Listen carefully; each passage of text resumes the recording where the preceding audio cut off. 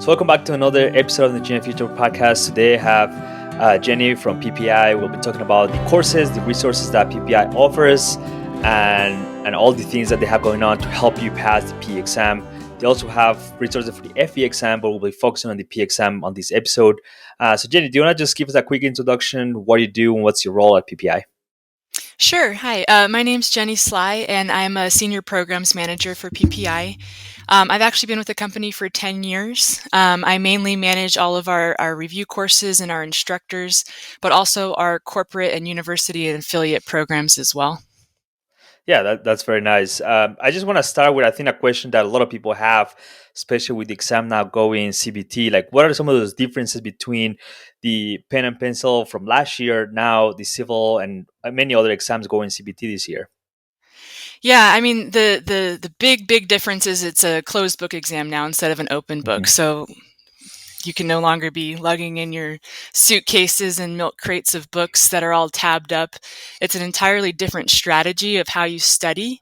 Mhm. Everything's online. So you have a split screen with a reference handbook on the left side and you're answering questions on the right side. So what you're really trying to do is become super familiar with that reference handbook, know that in and out. I know there is a search feature in the reference handbook, but that word can show up multiple times throughout those like 400 or 500 pages. So you still really have to get to know that handbook ahead of time and be able to answer the questions related to that handbook. The second big change is it used to just be administered in April and October twice a year. Now it's year round. You can take it at any time. You sign up on your own at a Pearson VUE test center. And you're also able to get your results quicker too. You used to have to sit around and agonize for 8 to 12 weeks before getting your results. And I think now it's like something like 7 days or something a lot quicker Wow. than what it used to be.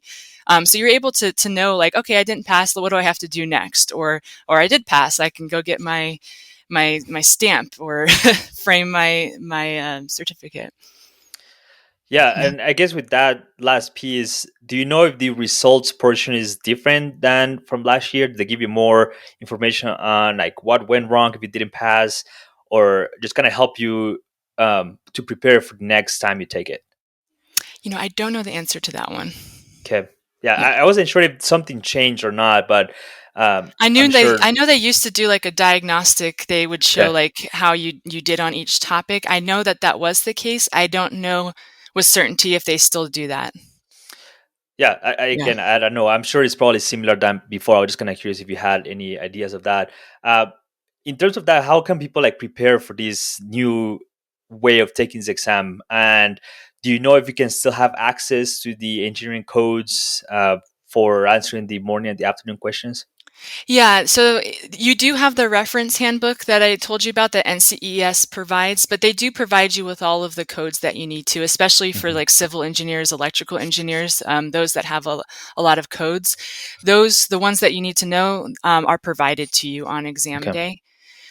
But yeah, especially when PPI we updated all of our books, our quizzes, our review courses to really get you comfortable with that NCES reference handbook.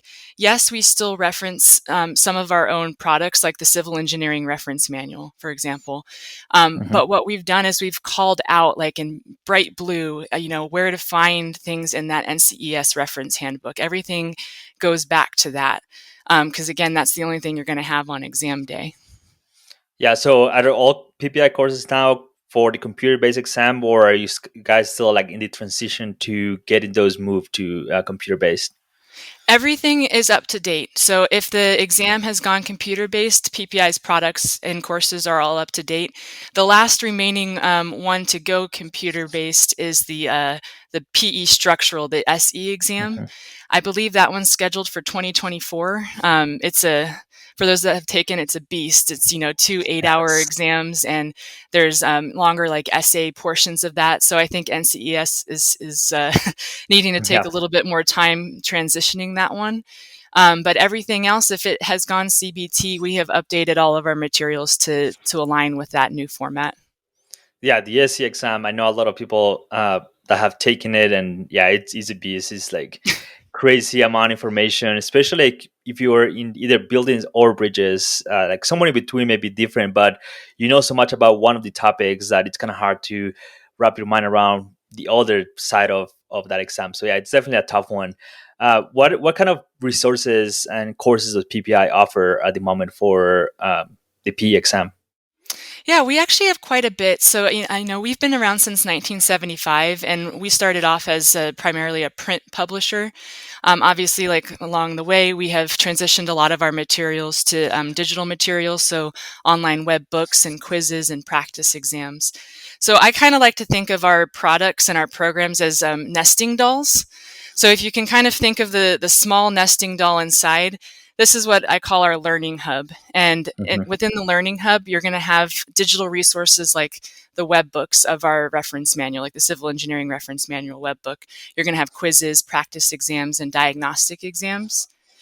Then if you move up to the next size nesting doll, you have the on-demand course. So you're still going to get all that stuff that you got with the Learning Hub, all those digital resources, but now you have instructional videos from one of our expert instructors. And we have downloadable handouts that go along with those instructional videos.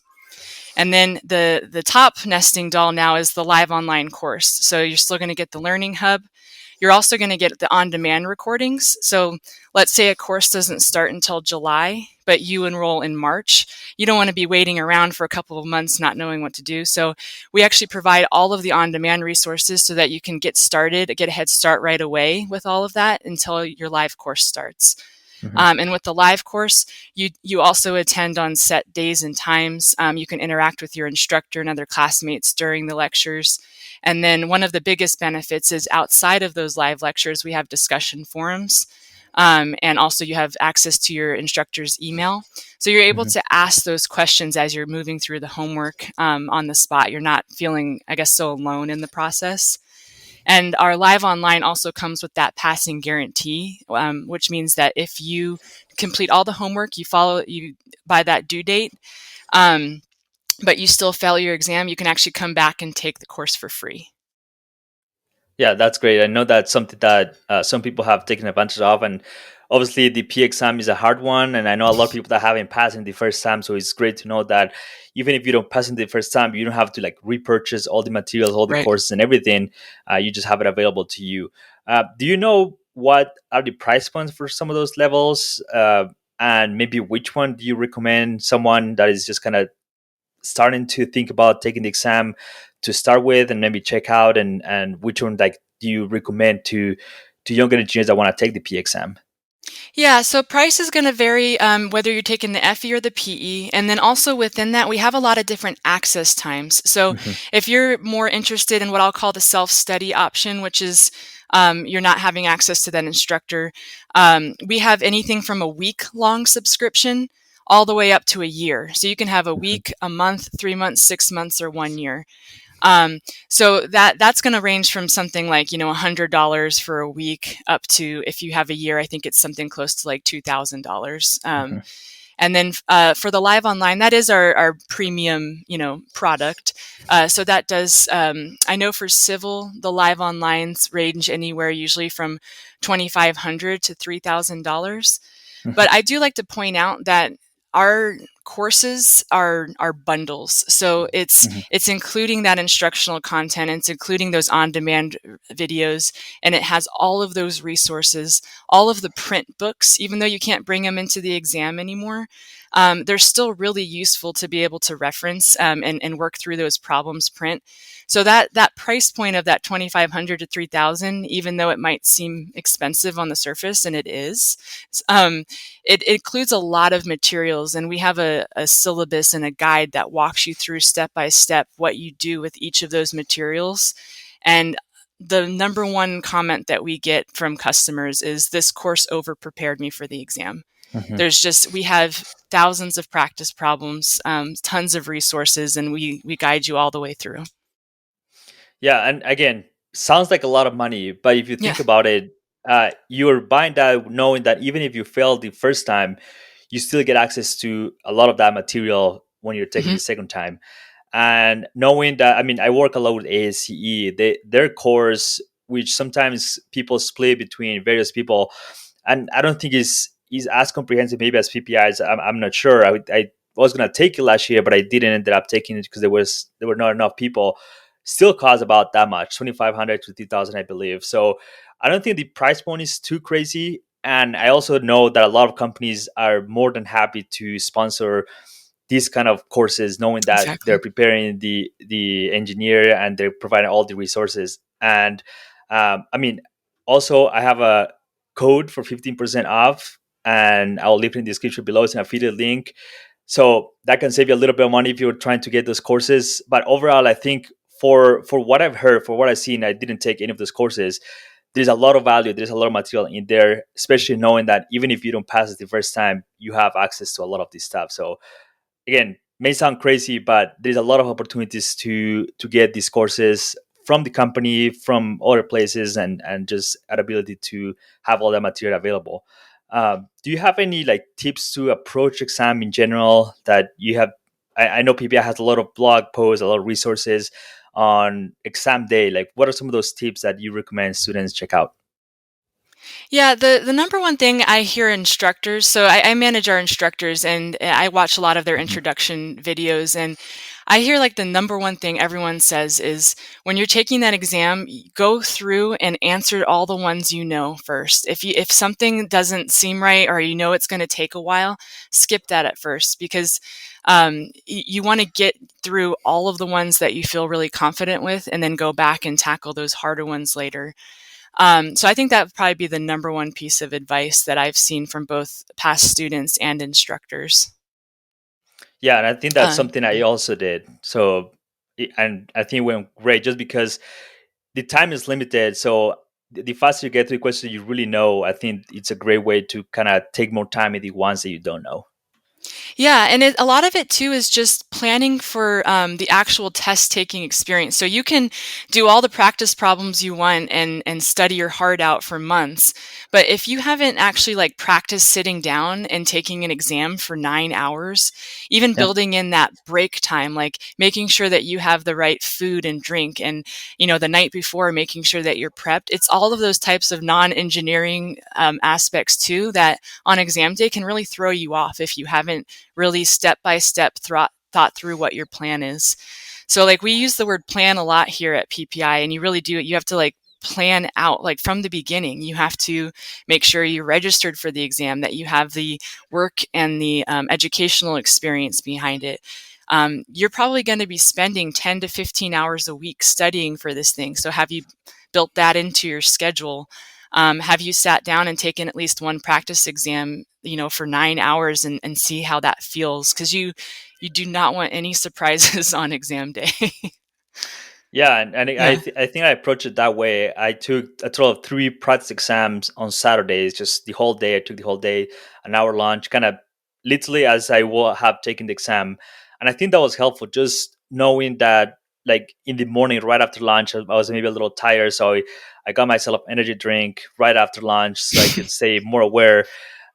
So things like that, I think you don't think about it when you don't have the experience of practicing for that exam before you take the actual exam. So I did a ton of practice problems. I think the last month or two were just practice problems. So I think that was also great. And I put all of these things, all of these my experience taking the exam in a kind of small mini course. So if people want to check out that course, I'll link that in the description down below as well. But I think it was just helpful to know what I was expecting before actually getting into the exam. So that's kind of what I put that resource for others to check out. Um, do you have any other advice in terms of like taking the exam or just finding resources to take the exam? Yeah, I did want to point out that y- we we so not only did we like update our content so that it matches the new exam Mhm. specifications and format, but our practice exams and our quiz generator and diagnostic exams, we actually built an online interface that really closely mimics that experience that you're going to have on exam day. So you're not just taking a paper exam like you normally would. We've actually we've tried to make it as realistic as possible. So our motto is practice, practice, practice. Wherever you can get practice problems from, whether it's PPI or the NCWS practice exam that they offer, just go through as much as you can, Mhm. and really try to plan for those non-engineering things that I was talking about earlier as well. Yeah, I think that's super important. So I would usually ask people to send me just kind of a fun fact, fun story, and I think yours was really interesting. Do you want to just tell us about the founder of PPI and how it's related to the CERM, which I know a lot of civil engineers use? Yeah, so our founder of PPI is Michael R. Lindeberg, PE. Mhm. He founded the company in 1975 because he was preparing for his FE and PE exams and could not find any good resources to really prepare for those. And so he started authoring his own books. It turned into a company, and he's the author of dozens and dozens of our books. One of the big one being the CERM, the Civil Engineering Reference Manual. And when I was working at the PPI office in Belmont, California, Michael, he had the office like right next to me. It was just really cool to have like the man, the author of CERM, the civil engineering expert, just kind of like right next door. And he was just such an interesting guy, and really put his whole life and heart and soul into that company. And really, like, it was his mission to make sure that everyone was well prepared for those FE and PE exams. Yeah, that sounds super fun to Yeah. just having work next to him. Just knowing, I mean, the CERM, the Civil Engineering Reference Manual, and the Structural Engineering Reference Manual. I use both of them when I was taking the exam. I actually brought both of them to the exam. I think that become almost like the gold standard for Mhm. this kind of preparation for the exam. Like everyone knows what it is. Everyone wants to get a hold of them just to prepare for this exam. So I think it's kind of a really, really cool story. Yeah, yeah, yeah. He has since retired. We do miss him, Mhm. but he definitely left his mark on the industry. Yeah, absolutely. I think that's a lot of fun. I just want to close the episode. Do you have any other resources, anything you want to share from PPI, preparing to exam? Where can people just find articles about the exam? I will link some of my own on the description below, but I just want to hear from the PPI side, the exam prep, the technical side of this preparation. Yeah, one of the pieces of advice that PPI gives is really, try to take those exams as soon as possible Mhm. in your career, because it's so, like, first and foremost, it's going to only help your career. Right. That's definitely something that you want to put on your resume. If employer is trying to decide between a handful of people and they're pretty even, they're going to pick the person that is licensed. But Mhm. also, the quicker you take it, the more that knowledge is still in your head from school and from college. Um, for the PE, you obviously have to have some work experience as well in order to be able to get your license. So try to work in areas that you're also going to be testing in, so that, like, it becomes, the test is a lot easier, more intuitive if that's something that you are working with daily. Mhm. As far as resources go, PPI, obviously, we are a retail website, but we also have a whole resource center on our website, that's linked in the footer of our website, ppitopass.com. And we have articles for the FE exam, the PE exam. If you're at architecture or interior design, we also have materials for that. And we have tons of articles and resources on our website for that. Yeah, that's great. Do you have any advice for maybe repeat takers that didn't pass the first time, just from your experience being involved in helping people pass the exam?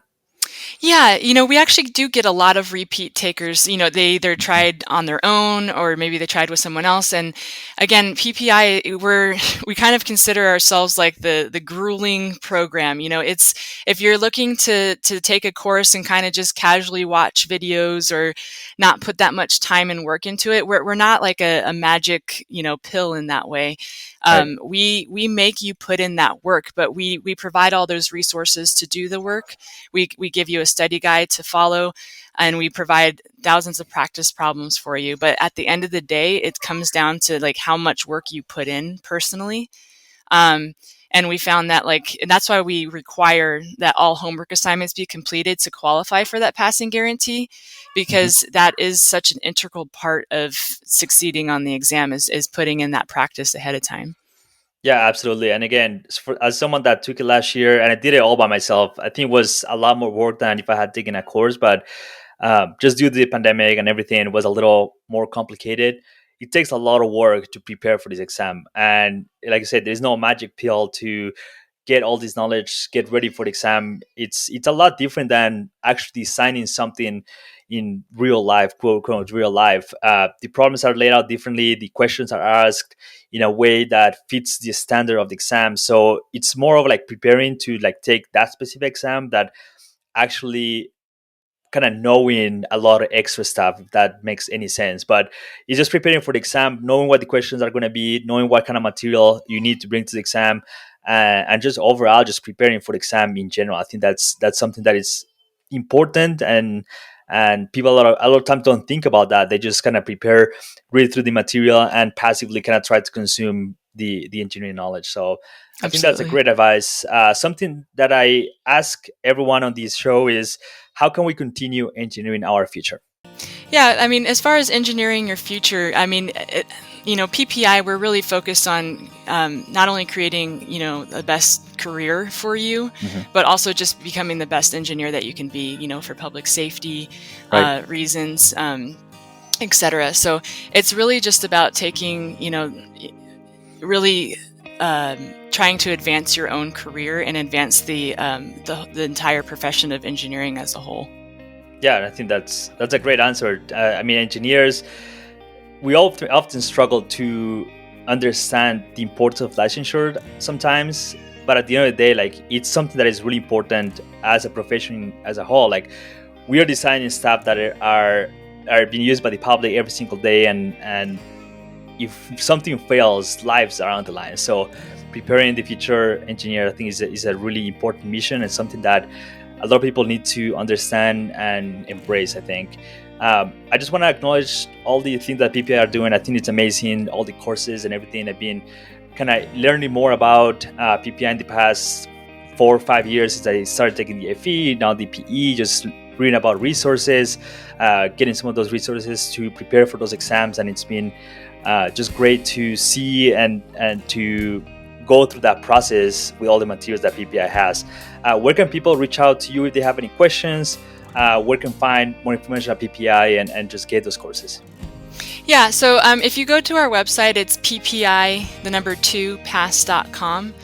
We have a whole contact section on there, and I think it's in the footer of our website. So if you ever need to reach out, our customer service team is very quick. They can either answer your question right away, or they forward it to the person that you're trying to reach. But we have, again, a lot of different resources and exam prep products just available from that ppi2pass.com website.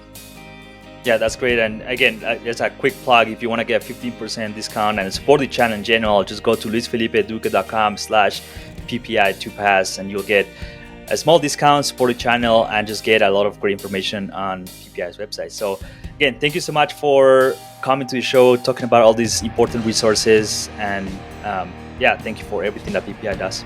Thank you for having me. It was really fun.